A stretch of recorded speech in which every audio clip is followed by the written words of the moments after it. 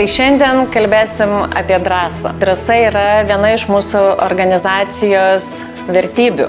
Mes drąsą patiriam per įvairiausius dalykus. Per drąsą būti silpnu šitam darbe, per drąsą pripažinti, kad suklydai, per drąsą žiūrėti šeimą ir vaikui į akis ir pasakyti, žinai, ne šiandien, tikriausiai rytoj. Tai yra tokių labai daug su drąsa susidūrimo taškų. Kiekvieną kartą reikia savyje rasti atsakymą, kad aš turiu tai padaryti, ne kitas, aš esu čia yra mano pareiga ir aš turiu tą drąsą atnešti kartu su savimi. Kiekvienas žmogus šitoj vietoje gali veikti tik dėl to, kad jisai kiekvieną rytą atsikelia ir sako, aš šiandien galiu padaryti dalykus. Labai norisi pasidalinti vienos 11-metės mergaitės žodžiais, kuri drąsą apibūdino taip, kad drąsa tai yra įspaudas, nes gyvenime turi nugalėti baimę ir būti drąsiu.